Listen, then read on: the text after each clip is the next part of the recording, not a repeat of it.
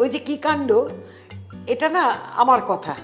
এই যে পরিচালকরা মনটা বুঝতে পারে, এখন দেখো একটা মেয়ে হলে কিংবা দ্বিতীয় মেয়ে হলে তো কথাই নেই, একে খুন করছে, ওকে এ করছে, কত কাণ্ড হচ্ছে, বাড়ির থেকে বউ তাড়িয়ে দিচ্ছে।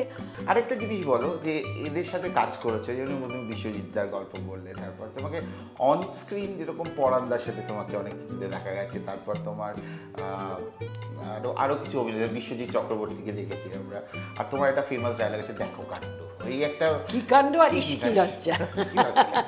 যেরকম তোমার একটা ছবিতে ছিল যিশু আর কোয়েল, কি কাণ্ড, কি কাণ্ড, মানে তুমি বাড়িয়ালি। আর কথাগুলো কি জানো, যে ওই যে কি কাণ্ড, এটা না আমার কথা, হিট হয়ে গেল। ইয়ে রঙ্গনদা ছিলেন, তো যেদিন আমি প্রথম কাণ্ডটা ইয়েটা করছি, হচ্ছে হালকা হালকা গয়না দেখাচ্ছে, আমি বলছি যে ওমা কি কাণ্ড এত, আমি রঙ্গনদাকে বললাম যে আমি না এই কথাটা চালু করে দেবো, বললো দিন। এই যে পরিচালকরা মনটা বুঝতে পারে, না বুঝলে তো হবে না। তেমনি পরান্দার সঙ্গে তো আমার একটা এরকম দুর্ধর্ষ জুটি, এত বছরে আমাদের এখানকার কোনো পরিচালকের মনে হলো না যে আমাকে আর পরান্দাকে নিয়ে একটা ভালো ছবি করি, হাসির ছবি। এই করলো হচ্ছে প্রথম শুভঙ্কর চট্টোপাধ্যায় আমাদের যে, আর আমাদের প্রডিউসার হচ্ছে জালান, সেই জন্মের আগে থাকতে জালান, সেই জালান। তো ওদের কাছে আমি খুব কৃতজ্ঞ যে আমাকে আর পরান্দাকে নিয়ে একসাথে আবার দুজনে করলাম। এবং আমি সেখানে গিয়ে আমি বললাম যে, পরিচালককে বললাম যে শুভঙ্কর, আমার আর পরান্দার জুটি মানে কিন্তু ইস্কি লজ্জা ব্যাপারটা থাকে, আমি কি বলবো? বলে হ্যাঁ বলবো। এই যে ছেড়ে দেয়া একটা আর্টিস্টকে, তাহলে তোমার স্পন্টেনিয়াস ব্যাপারগুলো বেরিয়ে আসবে। একদম তাই। আর পরান্দার সঙ্গে আমার, পরান্দার বিশ্বজিৎ চক্রবর্তী আরও অনেকেই আছে, খরাজ তরজ, মানে আমি করবো, আমার এগেনস্টে যে করছে সেও জোরদার অভিনেতা কিংবা অভিনেত্রী, তাহলেই ব্যাপারটা বেরিয়ে আসে। তোমার ব্যক্তিগত ব্যাপারে আসে, বিয়েটা হলো কিভাবে? প্রেম করে না বাড়ি থেকে সম্বন্ধ করে? না, প্রেমও নয়, সম্বন্ধও নয়, মানে এটা বলে দিচ্ছি, ভীষণ বদমাইশ ছিলাম বুঝলে, পড়াশোনা করতাম না, বাড়ির ছোট মেয়ে, আদরের মেয়ে। ক ভাই বোন ছিল তোমরা? আমরা 5 বোন 1 ভাই। এখন নেই, এখন আর বাবা বলে লাভ নেই, অনেকেই চলে গেছে। 3টি হারাধনের 3টি ছেলের মতো 3টি মেয়ে আমরা আছি। তুমি ছোট? ছোট মানে আমার ওপরের যে দিদি, তার থেকে আমি অনেকটা ছোট, 7 বছরের ছোট। হ্যাঁ, তো ওই গ্যাপেতে হয়েছি বলে মানে সবাই একটা চোখে হারায় ব্যাপার। আর আরেকটা অদ্ভুত কথা বলছি, এখন দেখো একটা মেয়ে হলে কিংবা দ্বিতীয় মেয়ে হলে তো কথাই নেই, একে খুন করছে, ওকে এ করছে, কত কাণ্ড হচ্ছে, বাড়ির থেকে বউ তাড়িয়ে দিচ্ছে। আমাদের বাড়িতে 4টে মেয়ের পর আমি হয়েছি, একটা দাদা, তার বিয়েতে আমি হয়েছি। কি আদিক্ষেতা ছোটবেলা থেকে আমাকে নিয়ে করেছে, এবং আমার কোনো দিদিকেই আমি দেখিনি যে তারা অনাদরে রয়েছে, বুঝতে পেরেছো? তারা সকলেই কিন্তু মাথা উঁচু করে আদরে ছিল একেবারে। আর ইয়েতে তোমার বাবা মা কিরকম ছিল? কঠোর না? না না না, ভীষণ ভালো ছিল বাবা মা। কাকা বলেছি ডান্ডা দিয়ে পেটা তো বল, মা হাত দিয়ে না, হাত দিয়েই মারতো। আর কি আদরের ছিলাম মায়ের, সর্বক্ষণ বাদর বাচ্চার মতো ঝুলে থাকতাম এরকম ভাবে আঁচল ধরে। আর ওই যে মার আঁচলের গন্ধটা এখনো যেন লেগে থাকে একেবারে, খুব যেমন আদরের ছিলাম তেমনি মার খেতাম। হ্যাঁ, তারপর মানে বিয়েটা হলো কি করে, গল্পটা শুনি। হ্যাঁ, বিয়েটা হলো মানে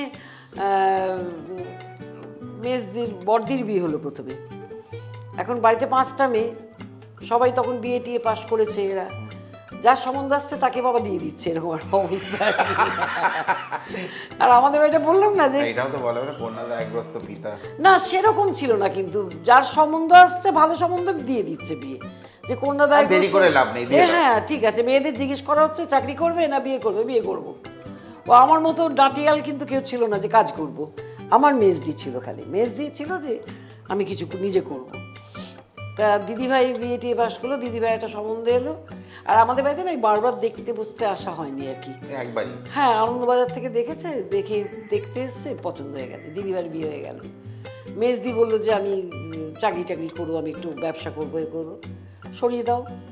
শেষদির তাকে নিয়ে যাওয়া হলো চাকরি করতে, এয়ার হোস্টেস, সুন্দর চেহারা ছিল। বাড়িতে এসে মাকে বললো না আমি না আমি চাকরি করবো না, আমি বিয়ে করবো। বললাম যে বিয়ে দিয়ে দিল, হয়ে গেল। মেজদি পড়ে রইল, শেষ দিন হলো, এবার নদী। দাদা তো মানে তখন ইয়ে করে বেড়াচ্ছে একদম, ওই পাড়ার যত কি 3টে ভাষায় জ্ঞান ছিল তুমি ভাবতে পারবে না। বাংলাটাকে বাদ দাও, হিন্দি, ইংরেজি, উড়িয়া। সে যত লোক ছিল পাড়ার দোকান, এই সমস্ত উত্তর কলকাতায় মুদির দোকান, এ দোকান সব সোনার কাছে আসছে। সোনা হচ্ছে দাদা, যে বাড়িতে চিঠি লিখে দাও। ও প্রত্যেকে শিখেছিল কে জানে, গোল গোল গোল গোল উড়িয়া ভাষায় চিঠি তাদের লিখে দিচ্ছে। তুই নিজে চাকরি কর, আরে ওদের চিঠি টিঠি আস পড়ে দিতে হবে তো, ওইটাই মানে প্রধান কাজ। তো তারপরে না, তারপরে সে নদী বললো যে না আমি বিয়ে করবো না, বাবার শরীরটা খারাপ ছিল, বলো আমি বাবাকে দেখবো। আর তাছাড়া আমার বর চাই ইয়ের মতো, বসন্ত চৌধুরীর মতো, উত্তম কুমারের মতো বর চাই, হেমন্তর মতো গলা চাই। তোকে কে করবে রে বিয়ে? বাদ দিতে সবার থেকে আসলে বিয়ে করবে না আর কি। হ্যাঁ, আর সারাদিন বেড়াল কুকুর নিয়ে এখনো তাই আছে, কিন্তু ও এখনো তাই আছে। না না, আর কে বিয়ে করবে? এখন ও সে এরকম ভাবে ঘুরে বেড়াচ্ছে, সারাদিন হাতে আমাদের দেখলি পেছনে লুকিয়ে ফেলে ভাবতে, সে সমস্ত বাড়ি ভর্তি বিড়াল কুকুর সব নিয়ে বসে আছে। এইবার পড়ে রইলাম হচ্ছে আমি, আমাকে নিয়ে বাবা আমার কত স্বপ্ন।